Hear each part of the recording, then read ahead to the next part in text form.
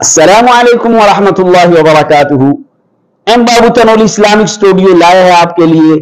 आपके घर में अक्सर झगड़ा रहता है, बहन भाइयों के दरमियान अक्सर तनाज़ात रहते हैं, बहन भाई एक दूसरे से नफरत करते हैं, खानदानी झगड़े उरूज पर हैं, आए रोज खानदान में नफरत बढ़ रही है।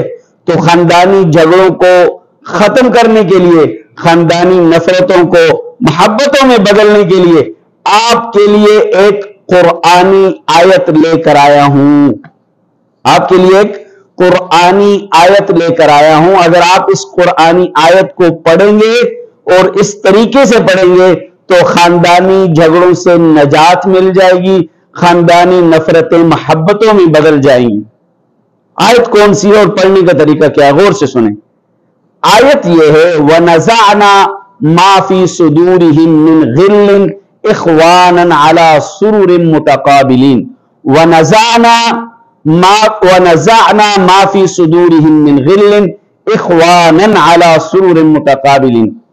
अपने घर के सहन में खड़े होकर इस आयत करीमा को 41 मरतबा पढ़कर अल्लाह के हुजूर दुआ करें। खानदानी झगड़े मोहब्बतों में बदल जाएंगे, खानदानी झगड़े खत्म हो जाएंगे, खानदानी नफरतें खत्म हो जाएंगी। 41 मरतबा आपने किचन में खड़े होकर ये आयत पढ़नी है, किचन में खड़े होकर, और फिर आपने क्या करना है, दुआ करनी है। और अगर हो सके तो पानी के ऊपर आपने दम करके ये घर में पिला देना है, इस नियत से कि हमारे घर में मोहब्बत पैदा हो जाए। उम्मीद है कि आपको आज का ये वजीफा बहुत ही खूब लगा होगा, बहुत ही अच्छा लगा होगा। तो इस पर अमल कीजिए। अस्सलामु अलैकुम।